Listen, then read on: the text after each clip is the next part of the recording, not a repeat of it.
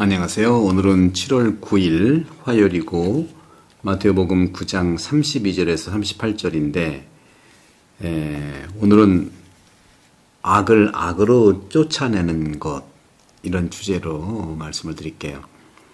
사람들이 마귀 들려 말 못하는 사람 하나를 예수님께 데려왔는데 마귀가 쫓겨나자 말 못하는 이가 말을 했어요.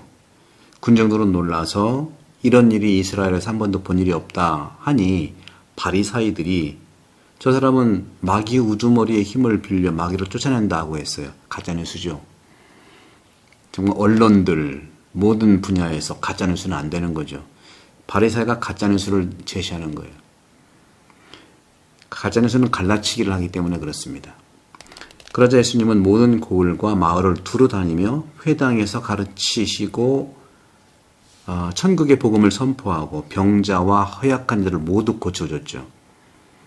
그분은 군중을 보고 가엾은 마음이 드셨고 목자 없는 양들처럼 시달리며 기가 꺾인 그 때문에 그렇죠.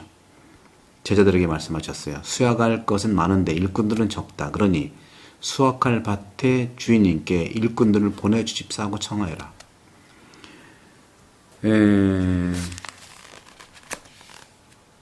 마귀 들려 말 못하는 사람 하나를 예수님께 데리고 왔죠.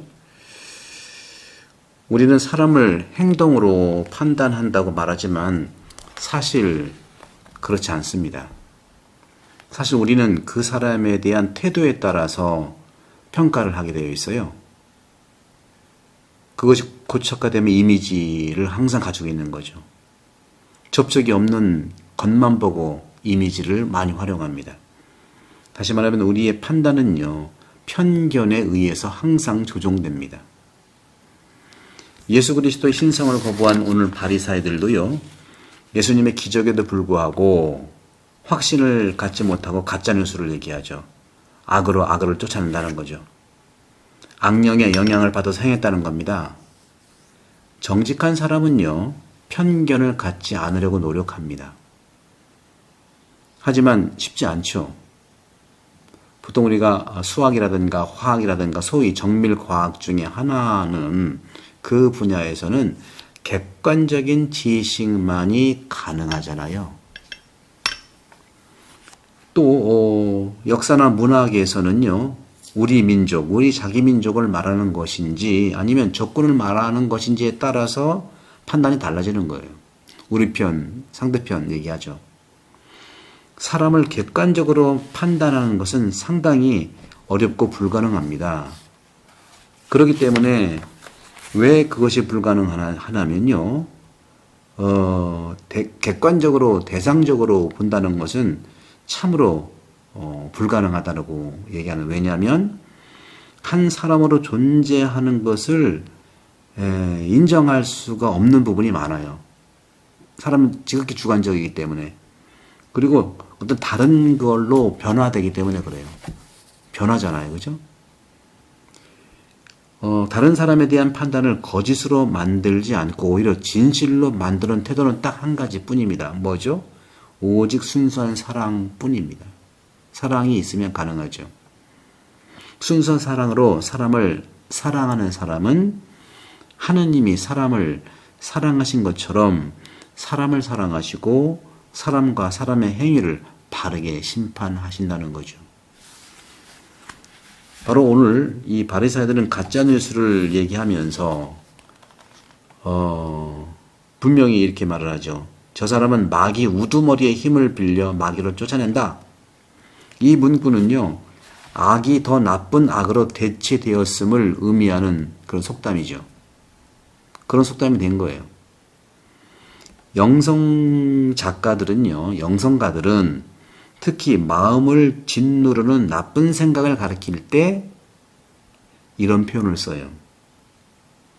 마귀들은 모두 단 한 가지, 즉 성령을 거슬러서 싸우는 일에만 동의한다는 농담이 있을 정도죠. 그 밖에 모든 것에 대해서는요, 우리는 끊임없이 불화 속에 존재하는 것을 많이 봅니다.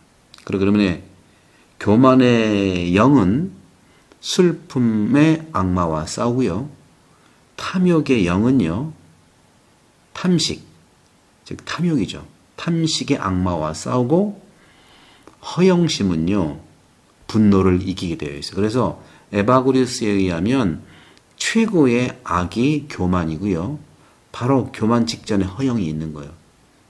다른 걸 다 없앤다 하더라도 교만이 남아있으면 또 새끼를 치거든요. 허영심이 교만으로 가는 지름길이죠.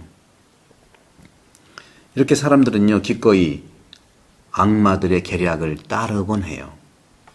어떤 사람은 술을 마시면서 우울하게 싸우고요. 어떤 사람은 허영심에 빠져서 단식을 합니다. 이런 방법에는 단점이 존재하죠. 와인 한 잔으로 슬픔을 쫓아내는 사람들은 시간이 지남에 따라서 양이 점점 늘어나고 결국은 알코올 중독자, 알코올릭이 되어서 빠지게 되는 거죠. 질투심에 사로잡힌 사람은 자기 아버지를 지키는 그러한 탐욕적 삶으로 빠질 가능성이 많다고 영성가들은 자주 얘기합니다.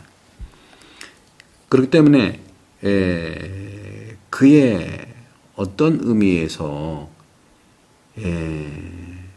우리가 살아가는 그 중요한 측면에서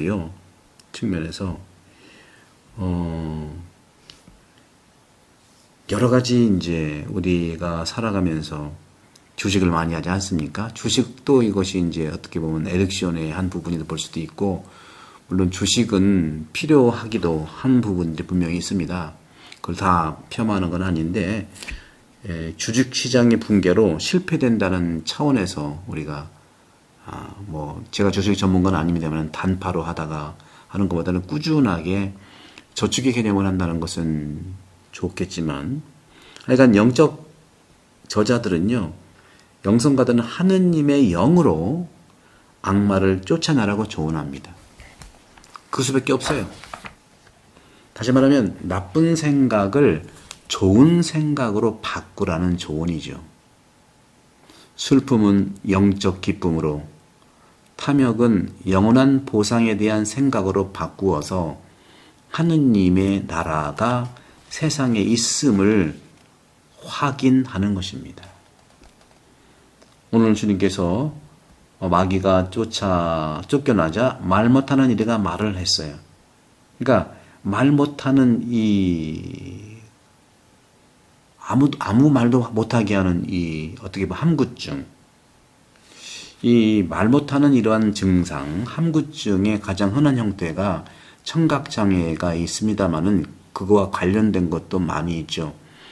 사실 우리는 태생 벙어리라든가 이런 분들 이제 만나게 될 수 있지만, 듣지 못해서 벙어리 사람들보다는요, 청각 장애인들을 자주 접하죠. 노화가 되면서 잘 못 듣는 경우도 있고요. 여러 가지 몸의 건강으로 인해서 못 듣게 되는 경우가 있지 않습니까? 다른 사람의 목소리를 톤으로 이렇게 입으로 알아듣는 경우도 꽤 있더라고요.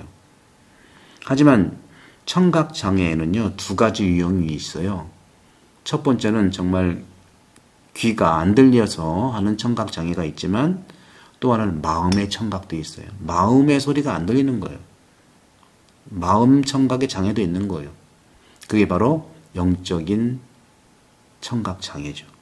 죄로 인해서 인간은 일탈된 방식으로 자신에게 초점을 맞춰주곤 하는 것이죠. 다른 사람의 필요에 대해서 심리적으로 귀머거리가 되는 것을 말하는 것이죠. 누구에게도 관심을 느끼지 않는 경우를 그렇게 말할 수 있죠. 그 소위 말하는 소시오 패스라든가, 그렇죠? 그런 점에서 이기심이라고 하는 것은요, 우리가 높은 탑 속에 갇혀 있는 것과 같다. 아무도 볼 수 없고 자기 혼자 모든 것을 관망하잖아요. 오직 사랑만이 문을 열고 그 죄수를 다시 데려올 수가 있는 것입니다. 사람들 사이에서 이런 부분들은 상당히 우리가 요청되는 관계 아니겠습니까? 연인들도요, 대화할 시간이 충분하지 않을 경우에 그런 경우가 많아요. 서로 할 말이 없는 남편과 부인과의 삶은 바위만큼 무겁죠. 자기 주장만 하고 너무너무 충직하고 열심하긴 한데 너무 상대방을 모르는 경우가 굉장히 많아요. 남편은 부인을 모르는 거예요. 부인이 원하는 뭔가 모르고 부인도 그럴 수 있죠. 하지만 남편들이 대개 그런 경향을 가지고 있는 걸 제가 경험을 해보거든요. 따라서 하느님의 자녀로 이루어진 대가족에서도 같은 일이 일어나요. 우리가 신앙의 가족이지만 사랑하는 사람은 결코 혼자가 아닙니다. 그래서 다른 사람들에게 마음을 열고 그의 말은 언제나 영혼과 영혼들 사이에 다리를 놓는 거예요. 그래서 믿음 생활은 성당은 영혼의 학교, 사랑의 학교가 되는 것이죠. 대신에 이기주의자는요, 자기에게 갇힌 채 자신의 생각을 숨깁니다.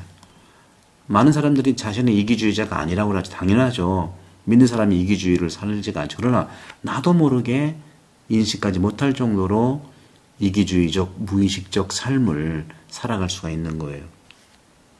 따라서 이웃을 사랑하는 사람은 저절로 마음을 열고 고대의 많은 철학자들이 이미 이야기했듯이 선이라고 하는 것은요, 환경 전체에 퍼져나가는 거예요. 선은 사랑이니까요.